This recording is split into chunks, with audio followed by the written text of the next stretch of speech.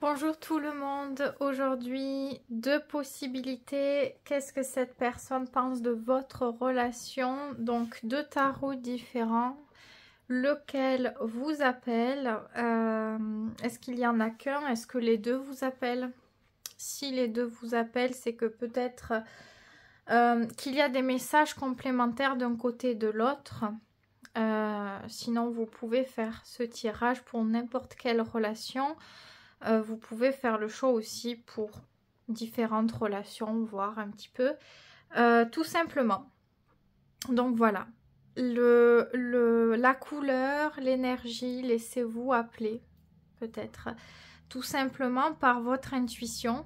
Il y en a qui vont regarder la couleur, il y en a qui vont regarder, enfin qui vont juste ressentir, peu importe, à vous de voir ce qui vous appelle. En tout cas, je vais commencer par le premier, celui qui a des roses. On verra le second après, bien sûr. Donc, choix 1. On y va. Qu'est-ce que cette personne pense de votre relation? On y va. Oups là, oh là là là là. Je vais le mélanger un petit peu avant.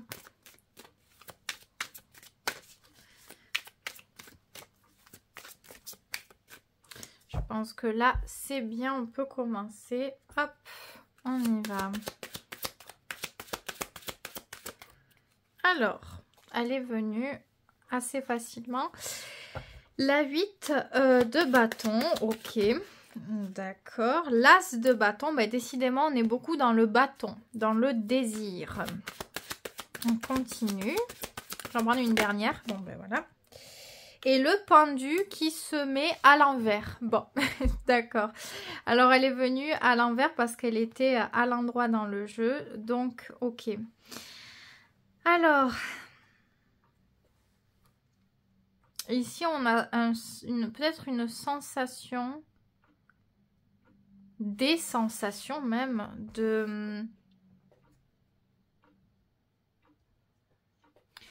Comment le dire? C'est comme un trop-plein, mais un trop-plein addictif. J'ai vraiment ce truc-là. Alors, cette personne voit la relation comme quelque chose de très, très passionnel, de puissant. J'essaie de me concentrer sur mon ressenti. Ouais, il y a vraiment une sensation de fusion quand même. Hein. De fusion, de passion. Alors, ça veut pas dire que c'est que au niveau de la sexualité. Ça peut être l'attraction. Oui, alors oui, la sexualité, la passion comme ça. Mais ça peut être aussi...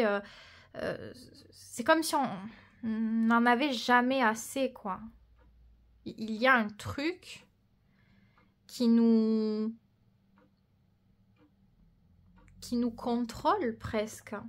On a cette sensation qu'on a toujours besoin d'en avoir davantage, qu'on n'est pas rassasié.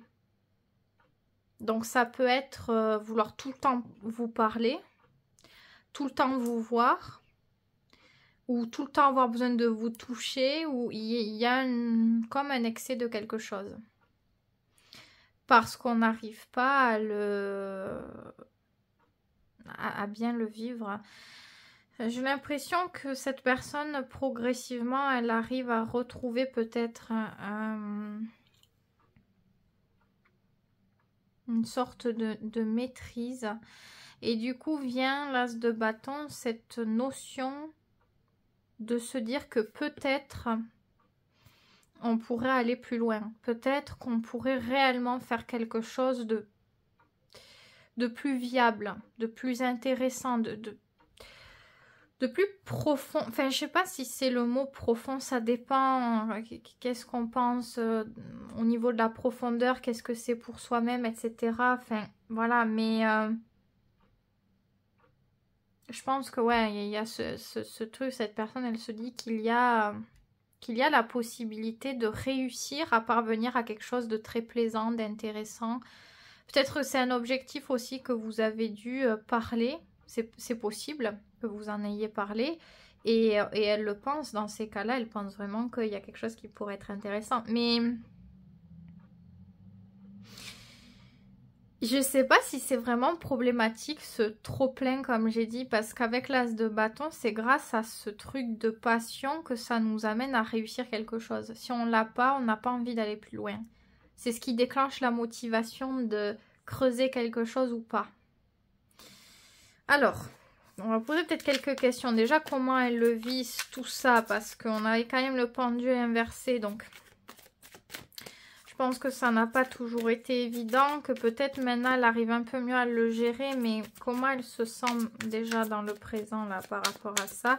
Le présent à vous, bien sûr, c'est une vidéo intemporelle. La tempérance, vous voyez, ouais, elle se sent mieux maintenant. Je pense qu'elle se sent plus dans l'équilibre. Peut-être parce qu'elle a réussi à se détacher un petit peu. Et c'est possible qu'elle se soit détachée aussi sur le plan émotionnel. Ça dépend là.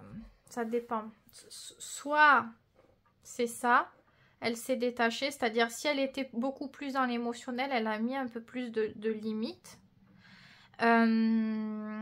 Et si elle ne l'était pas, elle arrive à l'être, mais dans quelque chose de beaucoup plus équilibré. Elle est ouverte toujours. Elle est ouverte à l'échange, elle est ouverte ouais, au fait de... Mais on dirait que c'est dans un certain cadre. Là où on sait qu'on peut maîtriser quelque chose. Mais quand il y a ça, ça va très bien. Elle va très bien, principalement. Enfin, je pense que la plupart du temps, maintenant, elle arrive avec cette tempérance à régulariser les choses, à ne pas trop basculer dans les excès. D'ailleurs, qu'est-ce qu'elle veut, elle, en général? Qu'est-ce qu'elle veut? L'impératrice, oui, elle veut quand même des belles choses. Elle veut quand même des choses sérieuses, fertiles, importantes. Elle veut le respect mutuel, elle veut la considération, elle veut l'acceptation, elle veut la loyauté, la fidélité. Elle veut que les choses fonctionnent pour tout le monde, que tout le monde puisse être épanoui dans la situation. Après, ce qu'on veut avec l'impératrice, c'est quelque chose d'assez officiel. On peut avoir des grandes idées en tête, de se marier ou de rester avec quelqu'un pour longtemps. Vous voyez, c'est un mode de relation qui est très important, et quand on décide de l'avoir, on ne fait pas n'importe quoi, on le respecte jusqu'au bout, on le garde. Donc ce qu'elle veut, après, si on demande par contre ce qu'elle veut vis-à-vis de quelqu'un, c'est ça. C'est la gentillesse, le respect, la douceur, l'amour, l'attention, que la personne aussi sache s'occuper d'elle-même, qu'elle soit aussi indépendante, que tout ne dépende pas de elle, mais que on puisse construire, voire même peut-être créer une famille, habiter ensemble. On a des projets, des grands projets, on a de l'ambition pour ça. Ah. Et oui, effectivement, il y a beaucoup d'ambition. C'est le roi de denier qui est ressorti aussi. Donc, oui, c'est quelqu'un qui est vraiment capable de s'investir et d'être très, très, très sérieux. Si, bien sûr, elle a son intérêt est comblé là-dedans dans la situation en question. Et si elle sait que ce qu'elle va investir est constructif, que ça rapporte quelque chose. Donc, elle va bien évaluer les choses. C'est pas quelqu'un qui va se précipiter pour faire des choses, prendre des décisions, qui va s'emballer, faire des promesses au hasard. Non, non, non. On a plutôt quelqu'un qui analyse, qui prend le temps d'avoir confiance, qui regarde si c'est valable ou pas de faire des choses, si c'est méritant ou pas, si ça peut fonctionner. C'est quelqu'un qui peut très bien avoir les pieds sur terre, en fait. Et qui peut être véritablement persévérante dans ce qui l'intéresse, jusqu'à y parvenir. Elle va tester plusieurs choses jusqu'à trouver la bonne situation, la situation adéquate pour que quelque chose fonctionne. C'est ça l'idée. Donc, le roi de Pentacle, il donne de la considération, de l'attention. Il peut aussi apporter une certaine sécurité. Ça dépend, est-ce que c'est la sécurité, est-ce que c'est par rapport à l'investissement, est-ce que c'est par rapport à l'argent, peu importe, mais il apporte quelque chose d'important, qui est rassurant, qui est réconfortant. Ça peut être aussi de l'amour, hein, quelque part. Je pense notamment à Vénus en taureau qui s'y sent bien dans cette énergie du taureau.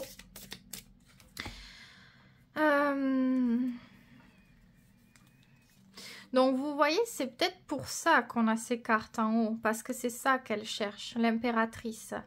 Quand on parle du personnage de l'impératrice, on pense à l'impératrice qui se respecte pour elle aussi, qui ne fait pas des choses qui la desserrent, vous voyez.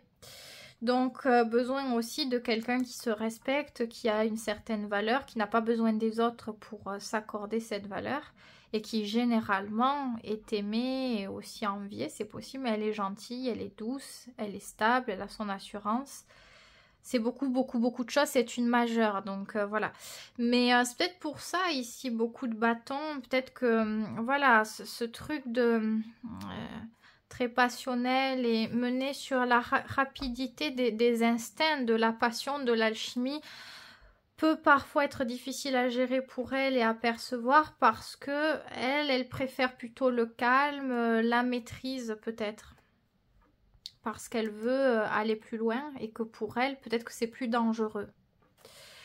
Qu'est-ce qu'elle ressent par contre comme sentiment par rapport à votre relation? De la 4 de coupe, un sentiment, il y a des coupes, c'est déjà bien, il y a des coupes, c'est du sentiment. Maintenant, c'est du sentiment modéré. Ça va très bien à ce qu'on a en haut. Vous voyez, on a la tempérance, ça y colle très bien. C'est ce truc de ne pas se laisser déborder par les émotions et les sentiments, puisque les émotions ouvrent une première porte au fait d'approfondir et d'aller vers le sentiment. Et c'est ça, la 4 de coupe, on est modéré. On en a, ils sont là, mais ils sont maîtrisés. On ne se laisse pas déborder, on n'est pas en dépendance ou quoi que ce soit. Elle a des sentiments et les sentiments qu'elle a la poussent à attendre plus ou à espérer plus pour l'avenir. D'ailleurs, comment elle imagine... Ah, bon, bah, de majeur, c'est ouf, c'est ouf. Non, je voulais dire c'est fou en plus.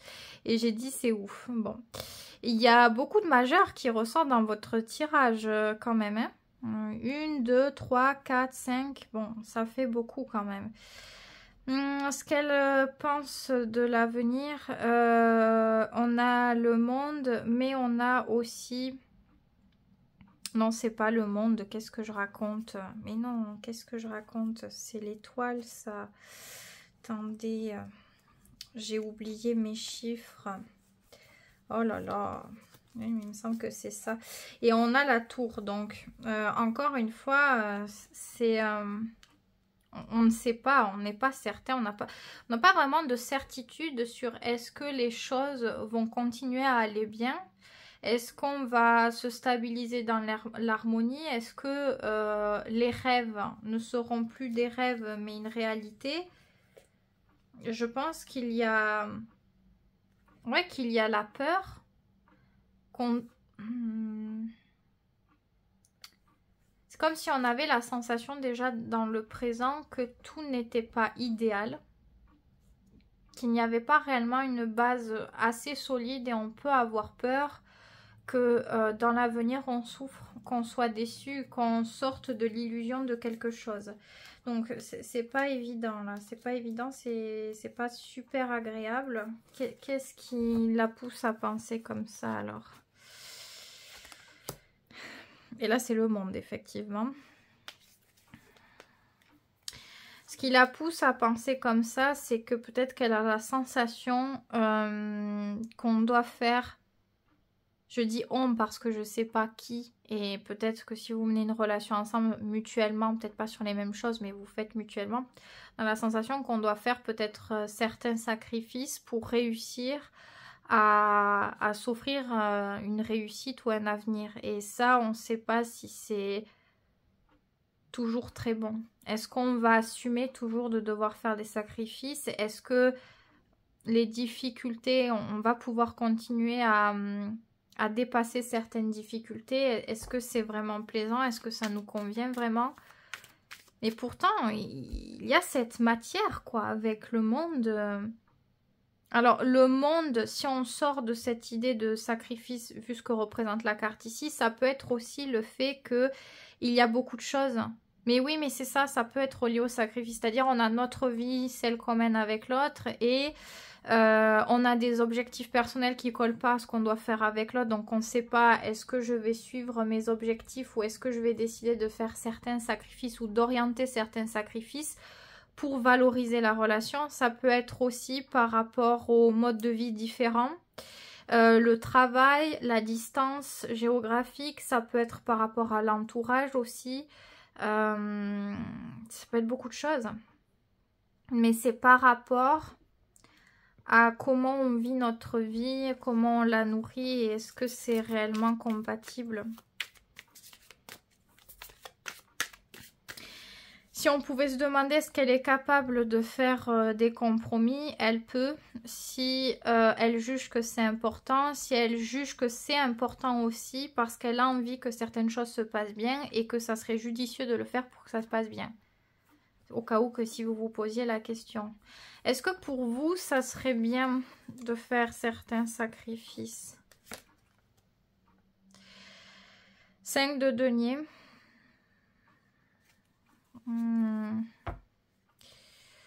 À la base, ça peut être bien si on veut réussir à pouvoir tenter sa chance, prendre des risques pour éventuellement réussir quelque chose à deux, ça peut être bien. Si par contre après ça commence à trop vous toucher sur le plan personnel et à réveiller trop de failles, là ça ne le sera plus. Mais ça dépend comment vous allez orienter ce statut de sacrifice, si vous allez le prendre vraiment à cœur ou pas, si ça réveille des failles ou pas, mais il y a les deux côtés avec cette carte dans ce jeu.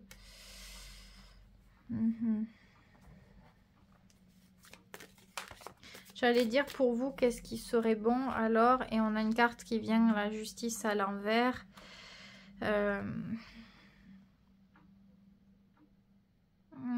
Je pense qu'il faut voir les choses en face telles qu'elles sont. C'est pas toujours facile parce que des fois, on n'a pas envie de se faire certaines remarques ou d'accepter une certaine réalité, mais elle est importante. Quoi qu'il arrive, quoi qu'il se passe pour la... pour l'avenir, il faut quand même se dire les choses, regarder les choses en face. Si vous ne le faites pas, vous risquez de vous illusionner vous aussi. Et le retour à la réalité pourrait être extrêmement difficile, voire même peut-être que vous n'accepterez même pas certaines choses. Vous voyez, c'est que des majeures. On a encore une majeure. On en a encore une. Donc c'est très important. La manière dont on la vit et dont on gère la relation ici, c'est déterminant. Et quand on a des majeurs, c'est fort, ça vient taper fort, ça vient remuer beaucoup de choses, des choses qui peuvent être aussi très karmiques, des choses qu'on ne veut pas avoir, des choses qu'on nous met sous le nez, qu'on nous pousse à développer, à approfondir dans tel ou tel domaine, sentiment, compréhension, etc., etc. Et la justice... c'est tout ce qui est en rapport avec une certaine réalité, avec le sentiment aussi d'injustice. Suivant comment on perçoit les choses, si on y met de l'émotion, ça va être très dur. Parce que on peut juger ça complètement insensible, complètement dur, alors que non. La justice, c'est en rapport aux faits. Alors oui, c'est dur parce qu'on n'y met pas d'émotion, mais parce qu'on ne doit pas à ce moment-là en mettre. Quand on veut vraiment faire un travail juste avec la justice, c'est comme la justice pénale, quoi. La justice, quand les gens ils disent « ouais, il n'a pas assez pris » ou « elle n'a pas assez pris », elle n'a pas été assez punie. Et parce que la justice, c'est de la justice par rapport aux faits. Et on ne pourra jamais accepter une punition si on s'en remet à l'émotionnel, parce que c'est trop dur, on peut pas comprendre, on peut pas accepter, c'est jamais assez fort. Mais la justice, c'est la justice, c'est pas de la vengeance. Et si on cherche de la vengeance, on aura toujours du mal à accepter, ça sera jamais assez. Après, il y a d'autres cas, il y a des cas où vous voyez la justice, elle va faire des erreurs. Et là, c'est encore autre chose. Mais c'est un peu ce stade-là. Si on évalue les choses d'une manière émotionnelle, ça sera jamais assez juste, assez clair, assez lucide, et on souffrira forcément. Il y a une répercussion qui va se faire au bout d'un moment. Que si on essaie de regarder les faits et de se contenter des faits, d'agir par rapport aux faits, on peut changer le cours de choses, déjà de notre propre perception. Pas facile, oulala, pas facile. Et il y a vraiment beaucoup de cartes pas simples. Enfin, pas simple. Non, pas simple, mais c'est pas ça. C'est les majeurs, en fait. Quand il y a des majeurs, c'est vraiment comme si on appuyait sur un point de vue essentiel, important au bon développement ou quoi. Ça prend une proportion assez importante. Donc, quand on en a plusieurs, c'est qu'il y a plein de choses qui vont être très, très importantes. Comme là, ce que cette personne, elle attend, c'est une forme d'idéal avec l'impératrice, par exemple. Donc, c'est vraiment compliqué. C'est très sur mesure. Tac, tac, tac. Je réfléchis un peu à tout ce qu'on a, tout ce que j'ai survolé là déjà. Tac. Au niveau des sentiments, ouais, la 4 de coupe.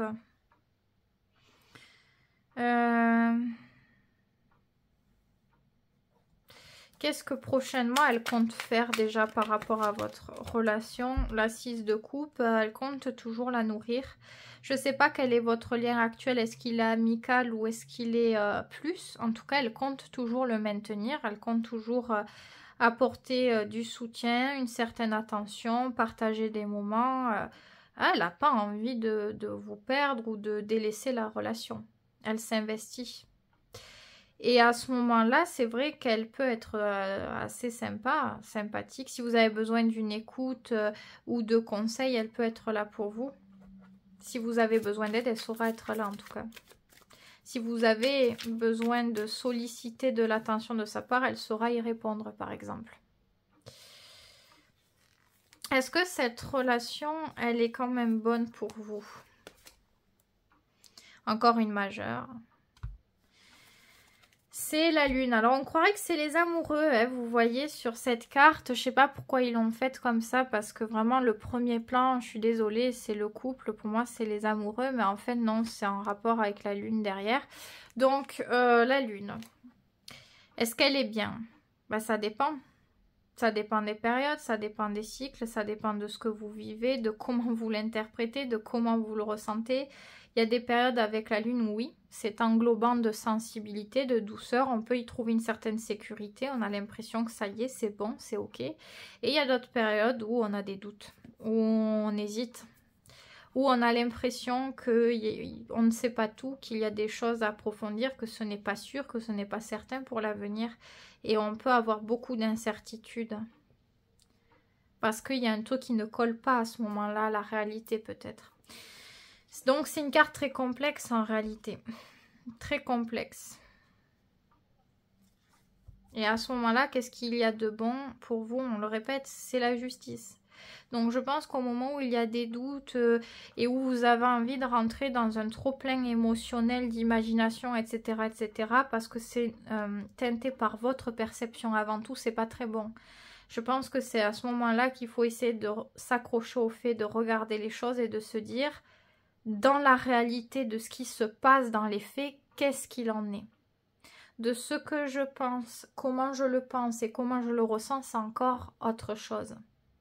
Même si c'est très dur de bien analyser les deux côtés.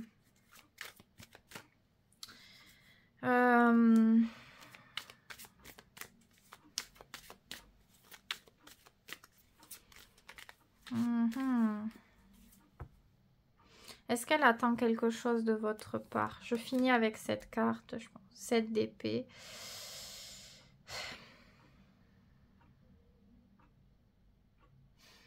Cette d'épée, c'est une carte très compliquée. C'est clair que on peut attendre certaines choses. Alors, il y a un truc qui est pas clair là. Soit on attend quelque chose, mais on ne veut pas le dire. C'est-à-dire vous ne pouvez même pas savoir est-ce que je dis là, c'est réel pour vous. Enfin, pour savoir si un tirage nous correspond, voilà, on écoute ce qui est dit, on sait regarder les faits par rapport à ce qu'on vit, on se dit voilà, ça fonctionne, ça fonctionne pas, ça me parle pas, enfin voilà. Là, je pense que vous pouvez même pas savoir en fait. Parce que la 7 d'épée, il y a forcément des attentes, sauf qu'on ne les dit pas, quoi. On ne les dit pas, et en plus de ça, les attentes qu'elle pourrait avoir pourraient être difficiles à gérer sur le plan émotionnel pour vous. Parce que c'est des choses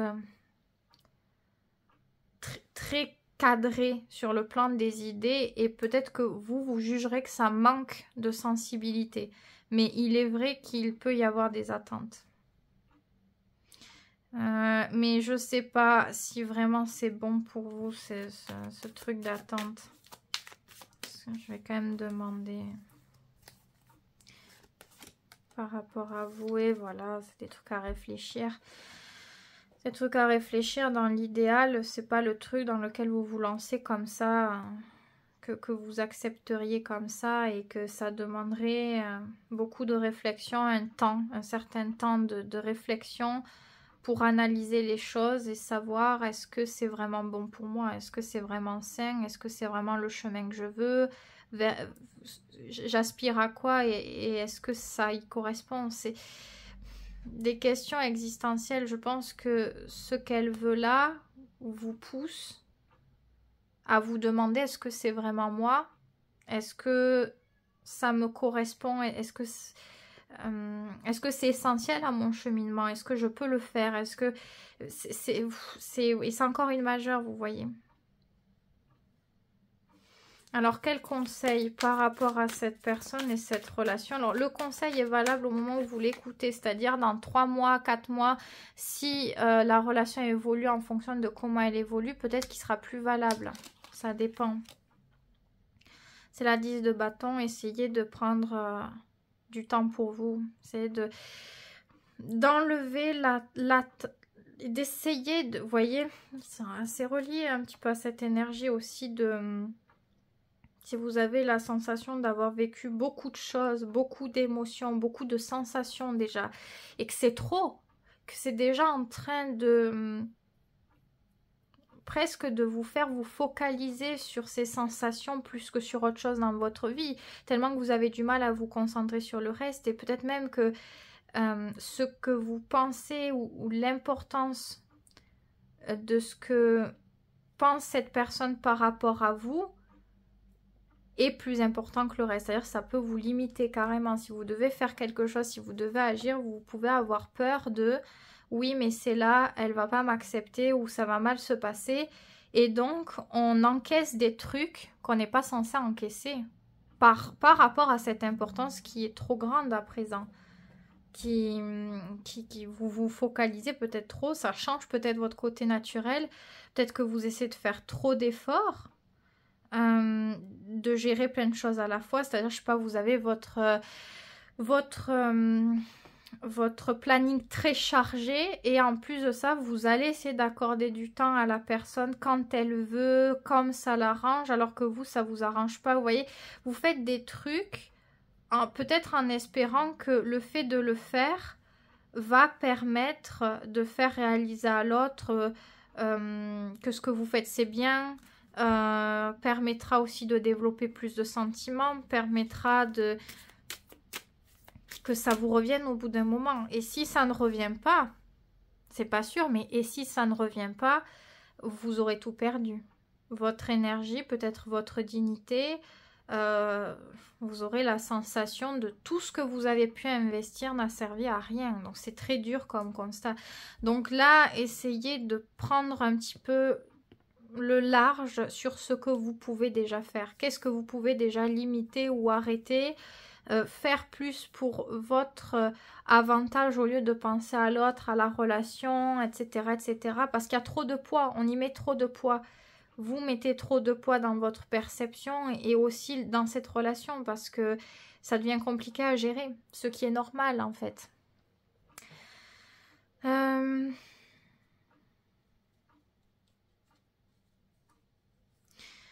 J'allais demander est-ce que les choses pourraient bien évoluer. C'est possible en fonction de cette énergie d'as de bâton. Cette énergie d'as de bâton, c'est autant vos deux personnes, vous et l'autre individuellement, ce que vous pouvez mettre dedans si vous avez envie, si c'est attractif, si c'est intéressant pour que ça fonctionne, que l'énergie de votre relation, de vos deux énergies mélangées ensemble.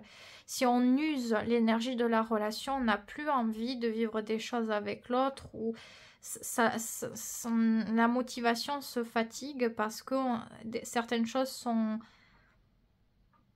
sont abusées quelque part. On abuse de l'énergie, on abuse de se voir, on abuse de tout le temps être au contact de l'autre au point de plus rien avoir à se dire ou presque. Je ne sais pas, ce sont des exemples. Mais je pense que oui, c'est possible. L'as de bâton, c'est un as. Donc on a toujours cette capacité de réussite, mais ça dépend vraiment de cette énergie, de cette motivation. Donc en fonction de ce qu'on fait, c'est pour ça là vous faites trop en fait. Là c'est clairement ça, la 10 de bâton, vous faites trop. Donc essayez de moins faire vraiment. Et je pense que ça peut changer la donne. Qu'est-ce que ça fera si vous faites moins? On en a deux qui veulent venir. Eh bien vous ravivez quelque chose. Vous ravivez quelque chose d'une manière progressive. C'est vrai que si vous diminuez quelque chose, voire vous arrêtez ou vous détournez l'énergie ailleurs, que vous ne vous fermez pas, que vous sortez, que vous vivez, que vous parlez avec d'autres personnes, ça ravive un intérêt. La personne se dit « Attends, j'ai l'habitude d'en profiter de ça et c'est même plus moi qui en profite, c'est d'autres personnes qui en profitent. » Alors elle a envie d'en profiter. Et il est vrai qu'à ce moment-là, ça réveille un intérêt. Ça réveille des sentiments, des sentiments un petit peu égoïstes à la base, puisque on est privé de quelque chose qu'on avait l'habitude d'avoir, mais ça ne prenait plus de valeur puisqu'on était habitué à l'avoir. Du moment où on n'a plus l'habitude, on le voit et on se rend compte de ce qu'on perd. Et on a envie de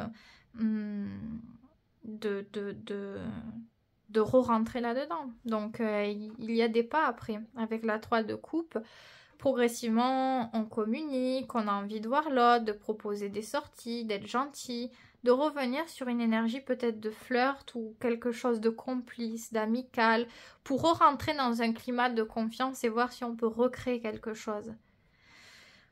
Donc, voilà. Ne vous limitez pas par rapport à une personne... je parle pas d'infidélité, chacun fait ce qu'il veut, ma foi, je vais pas juger, c'est pas ça l'idée. Ce que je veux dire, ne vous limitez pas à une personne, c'est ne vous focalisez pas sur une personne. Si vous voyez que ça devient excessif, que ça ne va pas, etc., essayez de vous détacher, de voir des amis, de sortir, de vous changer les idées et de dynamiser votre vie sans vous limiter à la relation à une personne. C'est ça que je veux dire. Donc, il y a beaucoup de choses qui sont ressorties, autant pour vous que par rapport à cette personne. Je vais peut-être remettre ma carte à l'endroit, celle qui était venue à l'envers. Voilà.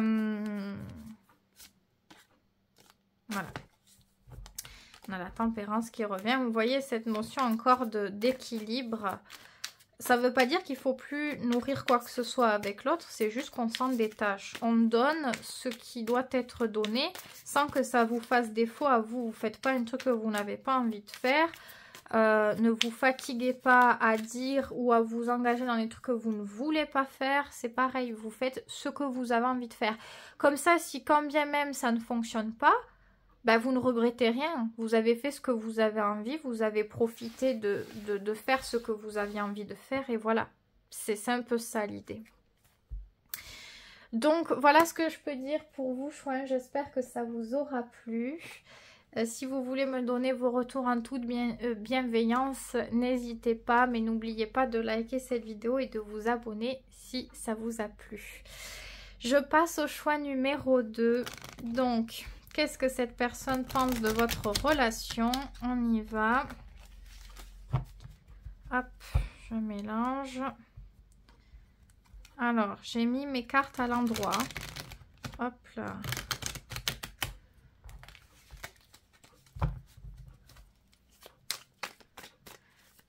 Je vais prendre 3 cartes pour commencer. J'ai vu la carte qui voulait venir, mais elle n'a pas sauté et je sais pas, j'ai pas tilté de la prendre, donc je pense que il y a beaucoup de questionnements. C'était l'ermite. Il y a beaucoup de... Peut-être qu'il y a un isolement et que la personne, elle réfléchit. Alors, soit elle est en isolement direct, soit elle est pensive, elle est évasive. Peut-être que... elle se pose beaucoup de questions sur sa vie, sur la tournure que les choses prennent. On va voir.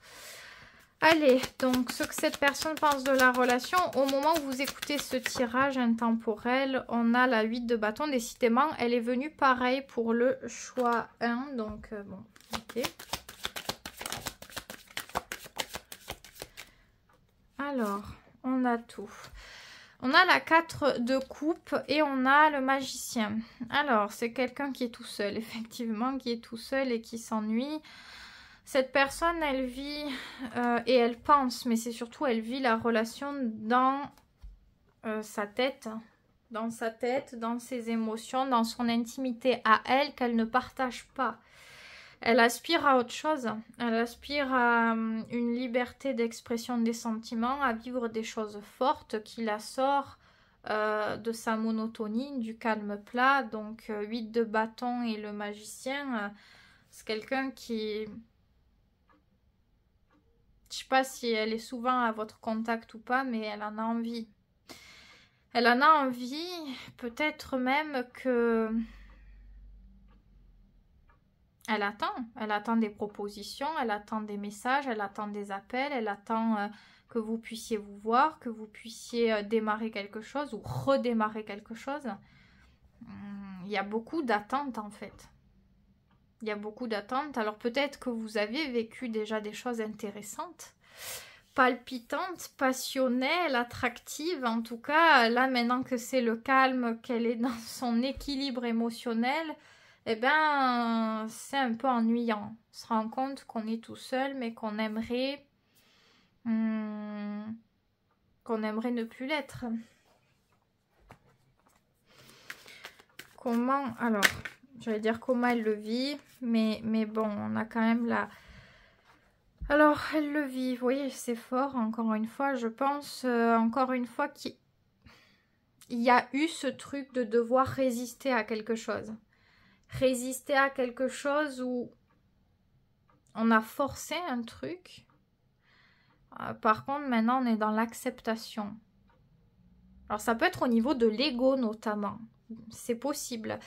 Avec la force, tout ce qui était futile, tout ce qui est au niveau de l'ego, c'est-à-dire un truc qui ne fonctionne pas, on a essayé de plusieurs des manières, mais on veut continuer à insister comme ça parce qu'on veut avoir raison, on est obligé de l'abandonner. Donc au départ c'est difficile parce que notre ego se couche en quelque sorte, mais au final on y parvient progressivement et on devient plus sage, plus mature. Donc comment elle se sent dans tout ça, on pourrait même dire presque reconnaissante d'évoluer. Qu'est-ce qu'elle pense de vous? La princesse de bâton, et en plus elle est venue avant que je finisse de poser, parce que dans ma tête je me la posais mais je ne l'avais pas encore dite. Princesse de bâton, elle vous voit comme une jeune flamme. La princesse de bâton, elle est agréable, elle est chaleureuse, elle est douce, elle a un petit côté pimenté, mais c'est bien mesuré, ça reste agréable. C'est aussi une certaine patience. La princesse de bâton sait encourager, sait être là, sait donner d'elle-même, de son énergie, mais elle sait aussi se choisir. Et il y a un côté où elle vous voit peut-être à la base comme quelqu'un qui hésitait parfois à se choisir, mais qui apprend de plus en plus à se faire confiance, à se choisir, peut-être à se protéger quelque part. Et c'est très attirant. Il y a quelque chose qui est très attirant. Quand ce n'est pas acquis, mais qu'on n'est pas désagréable pour autant, parce que la princesse de bâton, elle fait pas quelque chose pour être désagréable. Mais c'est ça qui plaît, ce côté-là. Alors non, elle a une bonne vision de vous. Hein. Quels sont ces sentiments alors? Les sentiments. 5 d'épée, sentiment d'échec ici. On a vraiment le sentiment d'avoir fait quelque chose qui n'était pas bien. Peut-être qu'on n'a pas eu le discours qu'on voulait. On voulait peut-être exprimer quelque chose, on s'y est très mal pris. C'est comme si l'ego avait pris le dessus et on reste. C'est comme si on se faisait payer une seconde fois du truc qu'on a mal fait, quoi. On a voulu exprimer quelque chose, mais l'ego a pris le dessus et nous a décroché des sentiments. Donc on s'est fait paraître comme quelqu'un de dur, d'insensible, peut-être même de désagréable et d'impoli, mais on s'en veut de ça. On s'en veut de ça. Donc le sentiment qui est le plus important là maintenant chez elle, c'est celui-ci. Celui d'avoir eu raison. Mais on a eu raison et on est resté tout seul au final. Donc on n'est pas heureux, on n'est pas satisfait. C'est pour ça qu'il y a la force. On est amené à se détacher de ça parce que cet échec qu'on a vécu, il est encore bien présent. On se rend compte qu'en fait, d'avoir raison, c'était peut-être futile. Même si à la base, ça semblait très très important. Le dialogue qu'il y avait là par rapport à quelque chose, on le défendait ardemment parce que pour nous c'était très important et au final on se rend compte que c'est peut-être, ça l'était peut-être pas, sur le coup ça l'était mais maintenant ça ne l'est plus. Alors, est-ce qu'elle compte faire quelque chose par rapport à la relation, cette personne, 10 de coupe? Elle a beaucoup d'envie, beaucoup d'espoir. Elle a envie de donner le meilleur d'elle-même. Elle a envie d'être conciliante. Elle a envie d'être présente, d'être complice, d'être attentive, d'être dans l'émotion totale, dans le partage, dans l'amour, dans le fait de vivre l'amour, le vrai. Et quand je dis ça, c'est l'essentiel. Se rendre compte de ce que c'est que l'essentiel. Vous voyez, dans la vie, peut-être que... C'est des exemples un peu comme ci, comme ça que je sors, mais on va se dire, je sais pas, on va courir après l'argent ou je ne sais quoi. Mais courir d'une manière excessive, c'est-à-dire pas ce qu'il faut pour vivre, mais vouloir la grande richesse, toujours plus, vous voyez, ce truc-là où on est prêt à tout, même à faire des crasses peut-être pour avoir plus. Et la vie va nous remettre à l'essentiel. Peut-être qu'on va tomber malade ou je ne sais quoi. Et sur le moment, c'était important ce truc de richesse. Peut-être parce qu'on avait un grand sentiment de sécurité émotionnelle, enfin d'insécurité émotionnelle. Et on comblait l'insécurité émotionnelle par la sécurité financière, ça peut arriver. Je ne sais pas, je dis des trucs comme ça. Et on va se rendre compte qu'avec la santé et tout, ben en fait, l'argent c'est bien. C'est bien pour pouvoir vivre. D'en vouloir plus et de devenir avare et autre chose, ben non. Et on se rend compte de ce que c'est que l'essentiel. De la pureté des choses, de la vie, que ça sert à rien d'être méchant pour avoir quelque chose, ou désagréable, ou vous voyez... c'est un peu ce genre avec la force d'enseignement. C'est très fort, c'est très très profond. Sachez que ça la touche vraiment. C'est pas une petite prise de conscience. C'est vraiment quelque chose qui est bien là, qui fait bien sa place ici. Donc après, on a envie de faire autre chose. À ce moment-là, on se dit, maintenant j'ai envie d'être heureux et d'avoir juste ce qu'il faut pour être heureux. Et on est tellement heureux comme ça avec ce minimum parce que on est surpris de tout, tout est agréable, tout a une autre saveur parce qu'on n'est plus dans les excès. Plus on est dans les excès, c'est comme l'alimentation, hein, plus on est dans les excès de goût saturé en sel, en sucre et tout, plus les choses peuvent nous paraître fades et plus on a besoin de goût. C'est pareil pour tout, quand il y a trop d'excès ou de choses... Bref, il y a un peu ce truc-là. Donc avec la 10 de coupe, on veut la sincérité du bonheur et du partage simplement, quoi. Être heureux, être amoureux, se dire qu'on est heureux et amoureux, le vivre et voilà quoi, c'est ça l'idée. Est-ce que cette relation, elle peut être vraiment bien pour vous. Du coup, c'est les questions que je me pose. La 2 de bâton. Eh bien, tout dépend. La 2 de bâton, c'est... ça dépend de ce qu'on veut, de ce qu'on aspire, de ce qu'on a au fond de nos désirs. Donc, je vais mettre 2 cartes pour savoir un petit peu pourquoi tout dépend. Pourquoi tout dépend? Ça dépend des choix. Ouais, ben ça dépend de si on souhaite avancer en gros ou pas. Si on souhaite vraiment renouveler les idées qu'on a sur la perception ou pas. Si on y arrive ou pas. Est-ce qu'on arrive à refaire confiance et à donner une seconde chance? Est-ce qu'on arrive à vouloir sortir des idées qu'on avait de la personne ou même des idées qu'on avait sur ce genre de relation et de situation?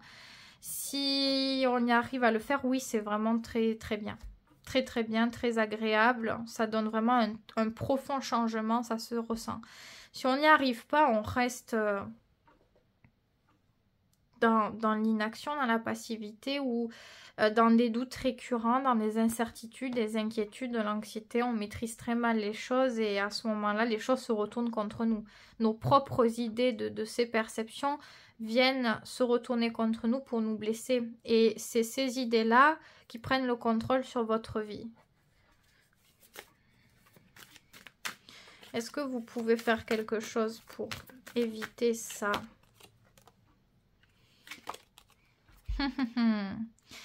2 d'épée contre 2 de coupe.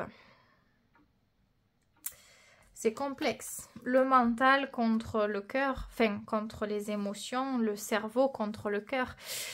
C'est... je pense que ça dépend des périodes. Il y a des périodes où vous allez être plus facilement dans le mental et plus difficilement dans les émotions. Et là, c'est compliqué. Parce que si... votre analyse est juste, ça vous permet donc de bien faire les choses, etc. Si vos analyses sont basées sur des peurs et que le mental s'active et que l'analyse s'active juste pour analyser des choses qui correspondraient à votre peur, ça viendrait l'alimenter en fait. Et il y a des périodes où vous serez plus dans l'émotionnel et que vous serez plus vraiment dans le mental, voire même que vous fermerez peut-être les yeux pour vous abandonner uniquement au cœur. C'est compliqué. On dirait qu'il y a une bataille acharnée entre le cœur et le cerveau, enfin du moins entre les émotions les plus profondes et les sentiments d'insécurité, ce qui devient très difficile à gérer. Puisqu'on a envie, on a du sentiment, donc on a envie, mais on a peur, donc on peut se bloquer. Ou on avait une idée en tête et ça prend pas forme comme il faut dans les actes parce que la peur vient nous limiter. Bref, c'est des entraves. C'est des entraves. Donc, ce que vous pouvez faire... Qu'est-ce qui serait le mieux alors pour vous? Qu'est-ce qui serait le mieux? 9 de bâton, dépassez vos peurs. Vos peurs, moins vous les dépassez, plus vous avez l'impression qu'elles sont fortes et que vous êtes faible, que vous êtes totalement affaibli et ça devient de plus en plus grand. D'un truc pas très grand, on a l'impression que ça devient de plus en plus immense et que c'est en train de nous écraser. Si on arrive progressivement à se donner des challenges pour dépasser nos peurs, on reprend de l'assurance et en fait nos peurs,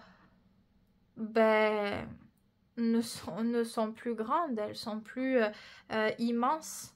Vous arrivez à les voir comme il faut, à savoir les gérer, voire même à vivre, à modifier ce qu'il faut et à vivre votre vie sans vous limiter. Vous avez besoin de faire ce dont vous avez envie, sans vous bloquer, sans vous dire pas maintenant ou plus tard. Plus vous repoussez, plus vous êtes en zone oh là là là là. Plus vous êtes dans votre zone de confort et plus vous êtes en train d'éviter votre succès, votre épanouissement. Et plus la peur, elle grandit en attendant, elle n'attend pas. Donc le but, c'est de se lancer des challenges pour sortir de sa zone de confort progressivement. Je dis progressivement parce que c'est pas pour tout le monde, il y en a, ils vont se mettre un coup de pied aux fesses et ça va le faire. Mais la plupart du temps, si on y va trop fort, qu'on veut faire trop de choses, se lancer des grands défis de suite et qu'on n'y arrive pas, on a l'après-coup de la déception parce que non seulement on n'a pas su le faire et en plus de ça, on revient à la peur en essayant de rationaliser le truc, en disant bon ben voilà, j'ai peur, ça veut dire que ben oui, que j'avais raison, je suis nulle. Voilà, ça c'est pas bon. Et en plus de ça, ou alors vous vous lancez, vous commencez à gérer, mais vous n'arrivez pas à le tenir dans le temps parce que vous sortez trop fortement de votre zone de confort. Vous essayez limite de devenir quelqu'un d'autre en un temps record. Et ça, c'est difficile. C'est comme arrêter de fumer, tout le reste. Il y en a qui arrivent du jour au lendemain, paf, à couper, et c'est très bien. Mais moi, je dis ça pour les autres personnes parce que si vous êtes la majorité, même si vous ne l'êtes pas, si vous êtes une minorité à avoir besoin à faire progressivement, c'est important parce qu'il y a des risques de rechute et donc je me dois de l'interpréter comme ça. Donc lancez-vous progressivement du défi. Vous avez besoin d'être plus en adéquation avec ce que vous avez envie et d'être libre de vivre ce que vous avez envie. Si vous avez envie de dire quelque chose, ne vous dites pas « Ah ben non, je vais pas le dire, je vais le garder pour moi parce que... » Vous voyez? Essayez. Donc là, on a quelqu'un de sincère quand même. Pour moi, je sens vraiment quelqu'un de sincère qui a vraiment envie de bien faire, qui est touché positivement. C'est plutôt positif quand même. Est-ce que cette personne pourrait vous apporter ce dont vous avez besoin? Oui, elle peut. Elle peut vraiment. Elle peut le faire. Elle peut vous apporter un cocon sécurisant. Elle peut vous apporter une forme de stabilité, de force, de protection. Et c'est dans la durée aussi. C'est dans la durée. Et c'est un investissement. Bon, c'est le denier, donc... si on parle d'argent, bon, je ne sais pas si pour vous c'est le cas ou pas, mais c'est possible. Mais c'est aussi la valeur des actes, des preuves, de l'investissement, c'est ça, c'est du concret. Il n'y a pas plus concret là que le roi de denier, quoi, vraiment. C'est très fiable. Et si on parle de sentiments et d'investissement par rapport aux sentiments, c'est très très très très très solide. Alors écoutez, je dis pas tout ça pour que vous... D'ailleurs, ne vous mettez pas la pression. Ouh là là, ça sert à rien. Surtout avec ces cartes-là, c'est pas voulu. Là, je vous donne, c'est pour que vous puissiez éventuellement vous alléger l'esprit, que j'ai posé certaines questions.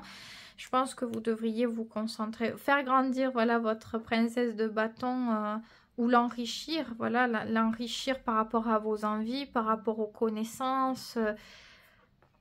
Essayez progressivement de vous libérer, d'agir comme quelqu'un de libre dans sa vie, dans ses envies, dans ses désirs, dans son instinct. Ça, c'est important. C'est-à-dire, si vous avez l'instinct de faire quelque chose et que vous êtes en train d'essayer de rationaliser, ouais, dire ah ben non, je le fais pas parce que si je le fais, il se passe ça. Non, essayez. Essayez. Bon, ben je vais essayer de faire ça. Vous voyez, progressivement, lancez-vous des choses. Parce que votre mental va... Pour le moment, il est programmé comme ça. Donc, il va encore essayer de vous pousser à vous limiter ou à réfléchir de telle sorte. Plus vous allez faire progressivement des choses, plus le mental, il va changer. Au lieu d'être négatif, pessimiste ou suspicieux, ça va s'améliorer progressivement. Vous allez ressentir beaucoup plus de quiétude et d'harmonie. Mais c'est un travail. Oui, il y a un travail. La 8 d'épée. La 8 d'épée, c'est... des choses dont on a pu souffrir, réelles et pas réelles. Je m'explique. On a pu nous dire des choses ou nous faire des choses ou vivre des déceptions. Elles étaient douloureuses, elles étaient ce qu'elles étaient, mais avec la 8 d'épée, ça prend des proportions plus grandes. C'est-à-dire que d'un truc qu'on va nous dire, on va en faire... toute une illusion. Il y a une partie vraie, il y a tout le reste qui est développé par le mental autour pour donner de la force à ce petit truc, quoi. Et ça devient comme une montagne. On a l'impression qu'on ne peut plus rien faire, qu'on ne peut plus penser autrement, que ça sera toujours comme ça. Et on a une vision erronée du coup sur les réalités ou sur le futur parce qu'on voit les choses toujours de cette manière-là. c'est une zone, c'est comme une boîte. Vous êtes coincé dedans et vous marchez toujours pareil et vous trouvez pas d'issue et vous réessayez de faire un tour pour trouver une autre issue, mais vous n'en trouvez jamais. Parce que le mental, il va penser toujours pareil. À force de se faire ses propres questions-réponses seules, on finit par aller dans un cul-de-sac. Si on renouvelle pas quelque chose, si on ne s'ouvre pas à autre chose, ça devient très très difficile. Donc, sans compter les comportements après qu'on peut avoir, il y a des personnes qui peuvent devenir aigries, il y en a d'autres qui sont beaucoup trop craintives, tout dépend, mais ça nous bloque véritablement après dans la vie. Ce qui était juste mental devient physique, puisque le mental vient diriger en quelque sorte vos actions, quoi. On a la 7 d'épée. Alors peut-être aussi qu'il y a beaucoup de mental, oui, justement, parce qu'on cherche à se protéger, parce qu'on a peur de souffrir. Donc on ne dit pas tout, on ne partage pas tout, parce qu'on a peur que sinon, ça serait utilisé contre nous. Si on dit tous nos sentiments ou toutes nos aspirations, on a toujours peur que ça soit utilisé à mauvais escient. Si on confie des choses intimes sur soi, que l'autre se moque de nous, que l'autre ne nous accepte pas, ou s'en serve pour nous faire du mal, en fait. 7 d'épée, c'est vivre dans les échanges, c'est très limité. On ne se permet pas beaucoup de choses parce qu'on a très peur. Très peur on s'imagine toujours des trucs de fou, quoi. Alors, plus ou moins, ça dépend. Mais vous voyez, la 7 d'épée, par exemple, je sais pas, j'ai envie de sortir à l'extérieur, mais on ne sait jamais. C'est là, on va m'agresser. Vous voyez, on se fait cette idée-là, peut-être parce qu'on a eu des événements dans la vie, vous voyez. On a eu quelque chose qui vient amener cette idée-là. Mais du coup, on va pas faire, on va limiter, ou on se fait du mal. On se fait du mal. On cherche à éviter la douleur, mais au final, elle sera quand même là, la douleur. Parce que je pense que si vous êtes ici, c'est que vous êtes amené à évoluer, que vous pouvez avoir un meilleur destin. Vous avez cette chance-là, quelque part, et que si vous souffrez de ça, c'est que vous devez expérimenter autre chose et que le bonheur, il n'est pas là-dedans. Donc ça, c'est un bon point, c'est un point positif. Ça veut dire que vous pouvez avoir du bonheur, vous pouvez avoir des choses plus saines, et c'est pas facile de quitter tout ça, même si c'est pas agréable. Le cerveau, il aime bien, enfin l'humain, il aime bien ses habitudes, donc c'est compliqué, mais vous êtes capable, vous êtes capable. Bref, je vais rester là-dessus parce que c'est vrai que j'ai donné énormément d'infos. C'est pas toujours bon, je trouve, de donner trop d'infos parce que quand il y a des personnes, voilà, qui vivent du challenge, des choses comme ça, plus ou moins difficilement, ça peut faire trop. Mais bien sûr, vous gardez votre libre arbitre. Ne vous dites pas, oulala, donc il faut que je prenne tout en compte, je fais ci, je fais là. Pensez à cette 9 de bâton avant toute chose. Qu'est-ce que vous avez envie de faire? Avant de réfléchir à « Ah, il faut que je me remette en question, il faut que je me soigne » ou je ne sais quoi. Qu'est-ce que vous avez envie de faire là? Est-ce que vous, là, maintenant, quand je pars, vous avez envie de faire un truc, vous avez envie de dire quelque chose, vous avez envie... Faites-le. On s'en fout du reste, faites-le. C'est ça l'idée. C'est comme ça que vous arriverez à soigner, entre guillemets. Il y a quand même cette notion d'avoir besoin de soigner, mais ça ne veut pas dire que vous êtes malade. C'est qu'il y a quelque chose, oui, quand même, à faire évoluer pour que vous puissiez être libre. Et c'est pas en s'isolant, en réfléchissant et en se renfermant ici que vous soignez. Au contraire, c'est en faisant. Je réfléchis moins, je fais plus. Ça, c'est important ici. Donc, voilà ce que je peux dire pour vous, choix 2. J'espère que ça vous aura aidé à y voir un petit peu plus clair quand même si ça ne fait pas tout. C'est quand même... J'espère que ça a été bien pour vous. N'hésitez pas à me dire, à me donner vos retours dans les commentaires. Ça me fera très plaisir. Toujours en toute bienveillance, bien sûr. À vous abonner, à liker cette vidéo si ça vous a plu pour me soutenir. Vous avez aussi mes autres réseaux sociaux, bien sûr, sous la vidéo si vous voulez plus de contenu avec les tirages. En tout cas, c'était un plaisir. Prenez bien soin de vous et à très vite pour une prochaine vidéo.